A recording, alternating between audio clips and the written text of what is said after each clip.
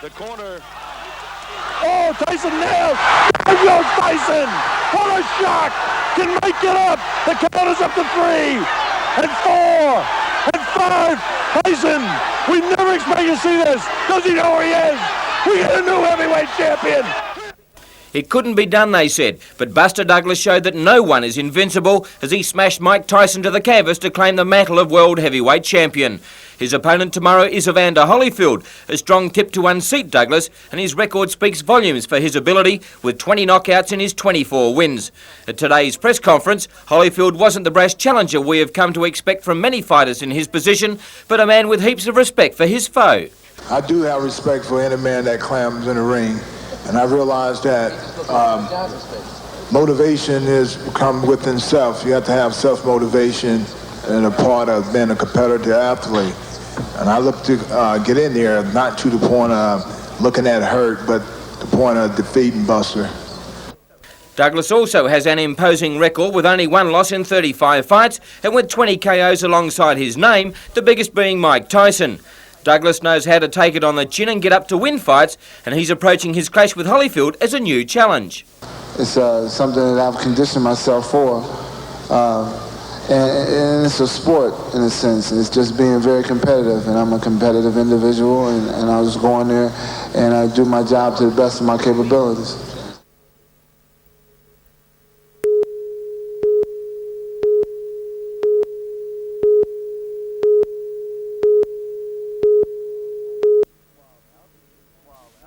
While outwardly things look good in the vineyards, growers and scientists are seriously worried about the viability of the industry.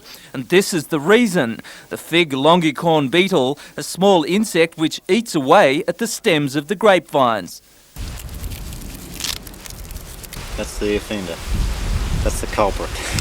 What do you think will be happening to these vines here around us next year? They'll still be here next year, but whether they're here in 4 years' time, I don't know. According to the Department of Agriculture, 900 hectares of wine grapes here in the Lower Hunter have been infested by the beetle. That's about half of the local crop.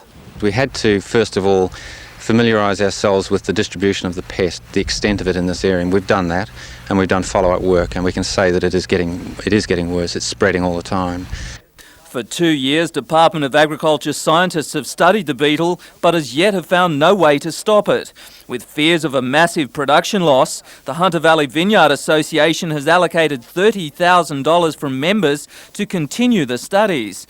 The fig longicorn beetle has 3 stages of evolution, beginning as larvae on the vine's stem, then burrowing through the wood as pupa, similar to a caterpillar, then the adult beetle. With a 14-month life cycle, the beetles will soon be laying eggs on new vines, continuing their destruction. Peter Ryan, NBN News.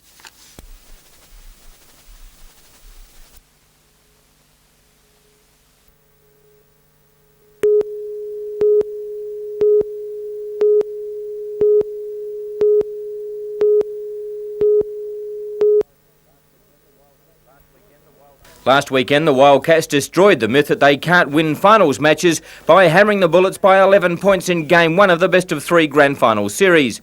Led by Tiny Pinder and the amazing guard, Ricky Grace, Perth were never in real trouble except for brief periods early in the third quarter. With Mike Ellis a little off colour due to a virus and James Crawford held to 16 points, it was a top performance all round and still leaves room for improvement. But the Bullets in Brisbane are a different kettle of fish. Spurred on by 12,000 fanatical supporters, the Bullets' form seems to increase in calibre with every shot. Rucker was quiet in Perth but still managed 27 points, and long-time legend Leroy Loggins has hit his straps at the right time of the year. The battle between Andre Moore and Pinder should be a classic, and it wouldn't surprise anyone if the series goes into Sunday's third game to decide this year's champion. NBN will bring you all the action of Game 2 tonight at 12:57.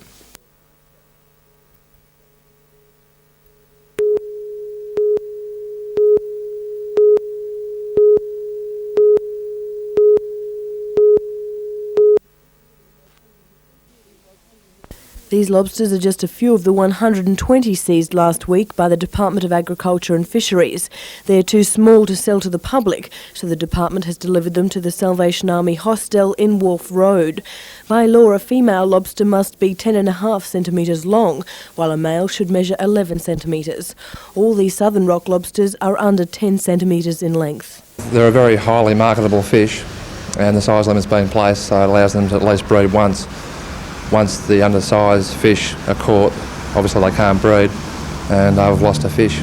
It's believed this haul, which was confiscated from 4 retail outlets in Nelson Bay and Newcastle, is part of a large consignment from South Australia, illegally brought across the border and sold either directly to the shops or through a wholesale firm in Sydney.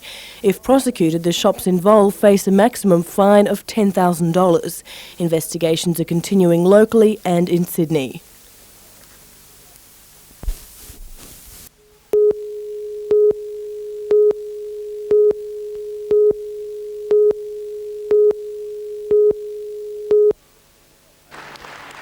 Over 400 people packed the auditorium at the 16-footers for the glittering presentation. Commonwealth Games cyclist Craig Chapman assisted organisers with the Junior Sports Star of the Year award after receiving a special plaque from the Lake Macquarie Council for his services to sport. Jared Anthony, Renee Connolly, James Godfrey and Alexander Phillips were nominated for their feats in the swimming pool. Sisters Lisa and Alison Daly had fine years in hockey.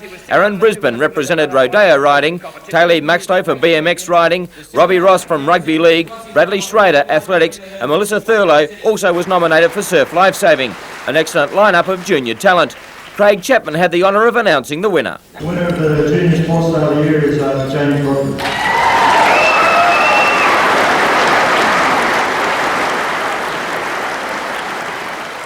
Administrators play an important part in the running of any sporting club, and Jennifer Morrison, Ray Nunn, Marilyn Urain and Terry Watts were the nominees for the Mayor's Administrator of the Year. And it was a very surprised netball administrator, Jennifer Morrison, who received the Mayor's Administrator of the Year award. But the biggest round of applause of the evening came when Liesl Tisch was named the Disabled Sports Star of the Year. Injured in a cycle accident, Liesl climbed out of a wheelchair to walk up the steps of the stage to a rousing reception.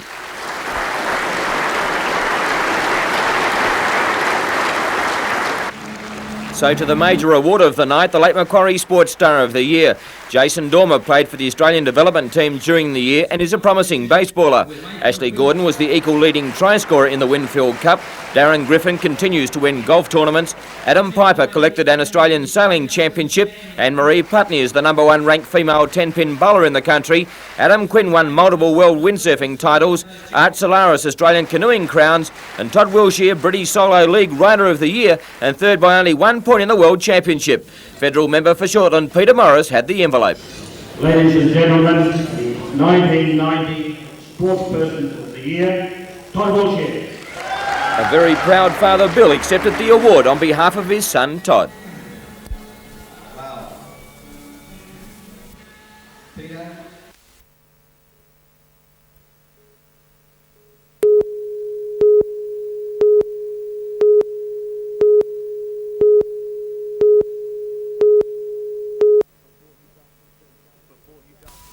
Before Newcastle City Council was sacked, there were 7 wards and 21 aldermen representing ratepayers. That all changed under the administrator, who adopted a method where all ratepayers voted for their choice of 12 aldermen citywide. That's the present council system, but Alderman John Tate says ratepayers are not being served effectively. It's suffered because people don't feel a particular closeness with the council. In fact, many people feel remote from the council, and the basis of that purely is the lack of a ward system. Tate is proposing a 4-ward division with 3 aldermen in each ward. The city would be divided into sectors with about 30,000 people, roughly the same size as a state seat. Alderman Tate says mounting an election campaign citywide is expensive and difficult to organise and favours the major political parties. But he says his motivation in proposing the ward system is the pursuit of better local government. Individuals will find it very difficult to become elected unless they belong to a party or a group, and I believe that local government should be for individuals as well as parties. The Minister for Local Government, David Hayes, says he'll make a decision based on the strength of community feeling. To that end, a petition was launched today to gather support. Whether returning to the old ward system will improve representation or lead to sectional interests acting to the detriment of the entire city is now a matter for public debate. Council goes to the polls in September next year.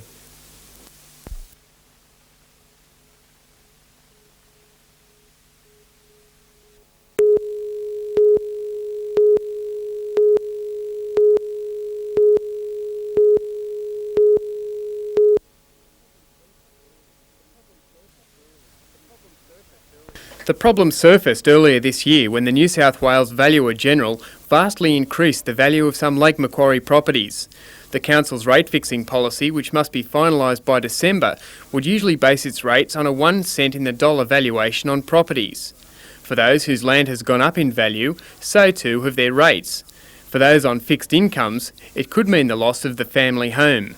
Others say it's just unfair. And we don't have the servicing at Mandalong that other suburban areas enjoy, and yet we're paying for them. An alternative was presented to Council tonight by the Lake Macquarie Ratepayers Action Committee. They argue that an across-the-board differential increase of 6.7% on previous land rates would more equally spread the rate burden in the community. Council can adopt differential rate fixing, but isn't prepared to make an across-the-board exception this year. No, we're going to have to do some form of differential rating when we get down to it, but not an across-the-board differential rating system which will make sure that everybody goes up 6.7%. That, we believe, is onerous. No, I cannot understand the council's reluctance because the State Minister has informed council and he's been very public on this issue that he believes that there is legislation in place at the moment that would permit council to use differential rating.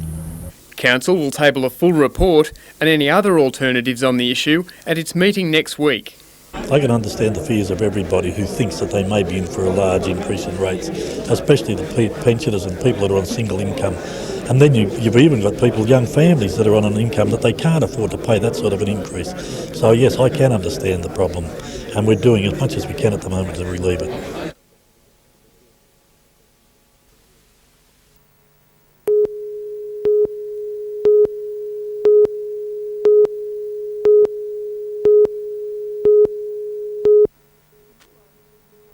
The new owners of Newcastle's Interlude restaurant had grand plans for a grand piano, but go there tonight and the law only permits taped music.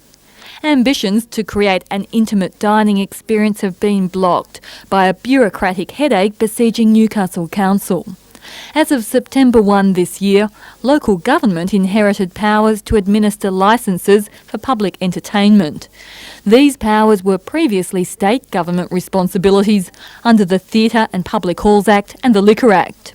It seems that even a pianist playing mood music comes under the new council powers.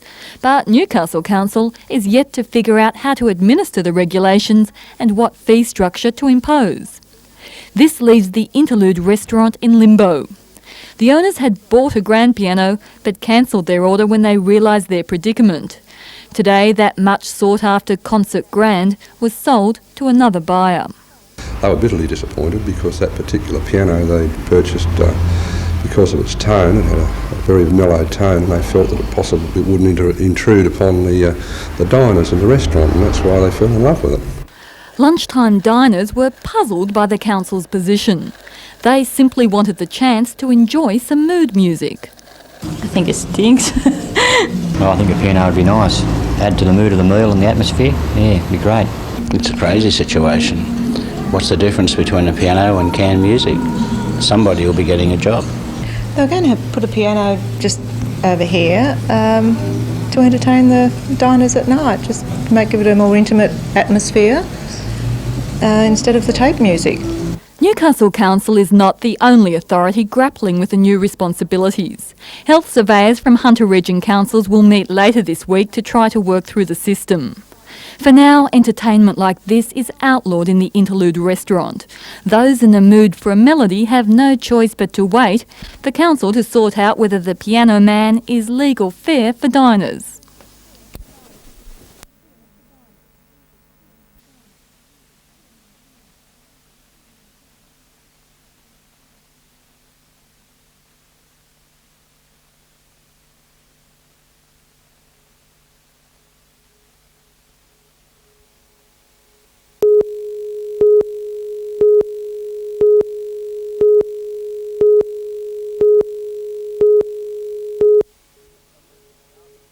11,000 commuters use the Nelson Bay Road each day. Heavy traffic for a stretch littered with potholes and broken bitumen.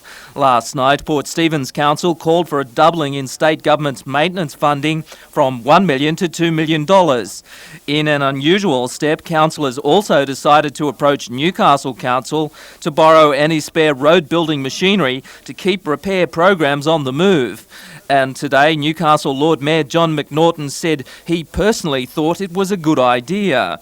Road damage in Port Stephens is a political sore point. In a recent community survey, 90% of residents rated it the most serious problem. Also last night, Council voted against a development application that would turn the old postman's residence at Nelson Bay into a tourist guest house. They say the land should be for public use. Council will now negotiate with the owner either for a land exchange or outright purchase of the property. The decision follows a series of resident protests to protect the site. Peter Ryan, NBN News.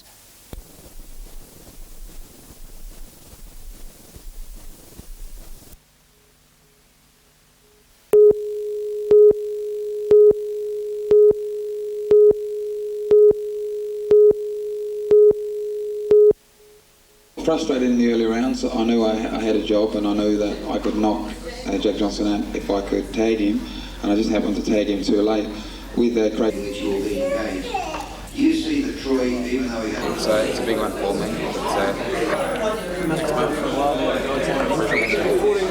Well, you know, it was great the first time it happened, and hopefully it will be as exciting the second time. Yeah, mate, it's a big one for me. I've been working hard and I'm looking.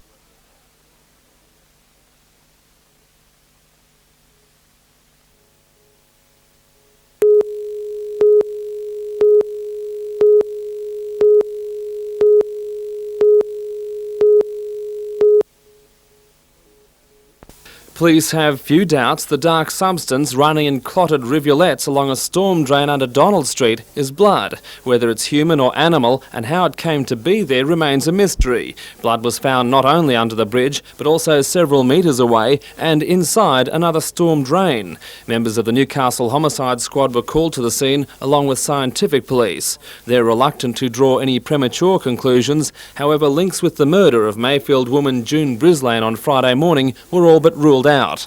Police haven't excluded the possibility that they may be on the scene of a perverse animal sacrifice linked with Halloween. Blood samples were taken for forensic analysis, but the results of the tests could be 2 weeks away. In the meantime, Hamilton Police are appealing to anyone with information to come forward.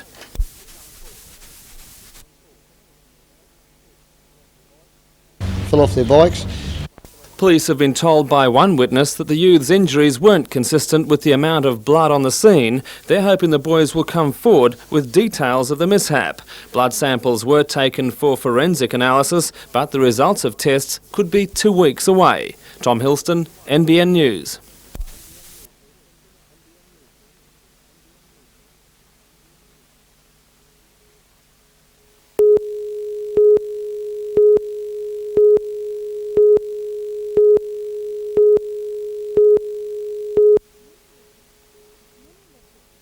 Many left it to the last minute to pay the taxman. Up to 20,000 postal returns have been received at the Newcastle Tax Office over the last few days. But today was D-Day.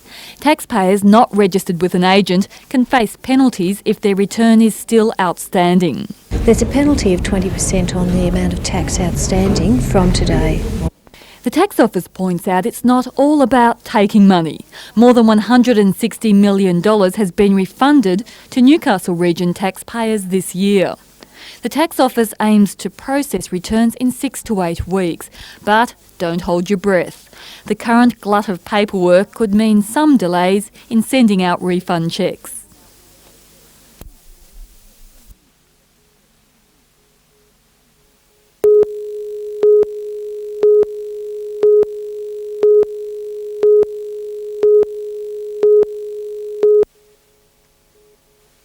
In Newcastle, 5 houses are on the department's for sale list. These are among hundreds of homes statewide that are due to be sold over the next 3 years in order to raise an estimated $18.5 million. But the situation looks bleakest in the country areas of the Upper Hunter, where rental accommodation is almost impossible to find.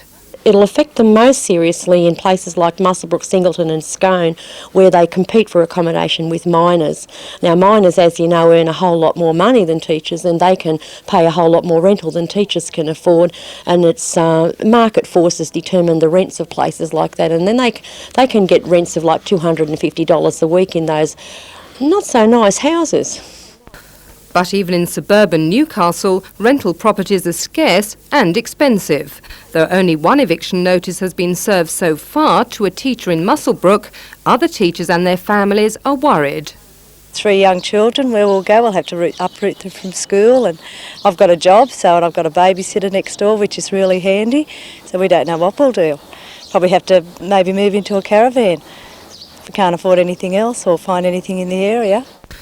The Teachers' Federation says the accommodation owned by the Teacher Housing Authority is no longer subsidised, with many teachers unable to afford the current rents. The union says the impending sales will just worsen teachers' accommodation problems. I think it'll make it certainly harder for places like Muswellbrook or Singleton to recruit teachers to their area, particularly if the teachers go up there and find that there's no accommodation available for them. They might simply have to turn down the position.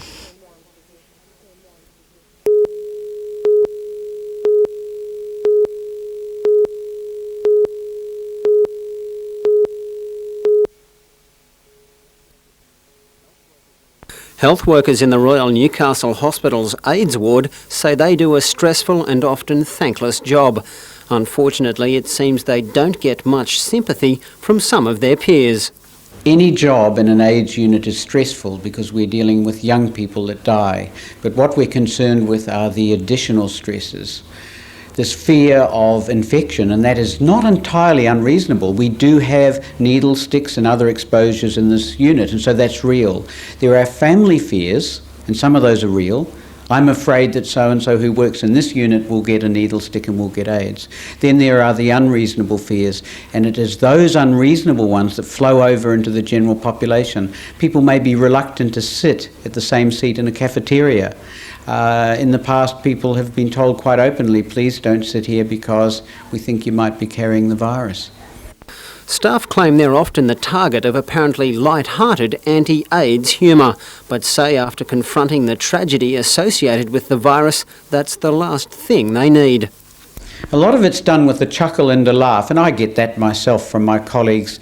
Some of it is a little off-putting, for example, oh, well, why do you bother working with these guys? Either because they're all going to die or because they're all drug addicts and poofters and who cares in any case. But then occasionally there is the more harsh and nasty criticisms, and yes, they do occur. We have a fantastic group of nursing staff, cleaning staff, others working here. They are under enormous stresses and they cope reasonably well. We just don't need this. Hospital administrators say any discrimination against AIDS ward staff is only on a small scale. The very isolated cases in which it happens is of concern. We have a very comprehensive in-service education program here, and we think that those cases are quickly isolated and we deal with them. But I don't think it's any more different to the communities as a whole. You've got a range of values and beliefs throughout the community, and the hospital is only representative of all the people that work here. There's 1,600 people that work here, and I think you've got to expect those isolated incidents occurring. The hospital will next month host an AIDS and youth seminar. Bruce Mackenzie for Newsnight.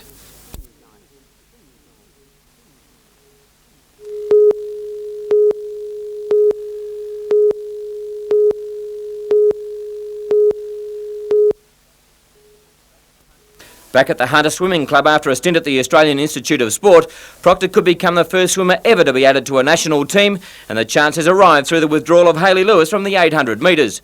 Proctor finished third in the trials held recently in Queensland behind Julie McDonald and Lewis, and she admitted she didn't swim well. With Lewis opting to swim her sprint and middle distance program, head coach Don Talbot rang Proctor's coach Eric Arnold, informing him that there was a strong possibility of Proctor being included in the team. That verification was supposed to be through today, but as of 6 o'clock, no word. So it will be anxious Donna Proctor waiting by the phone.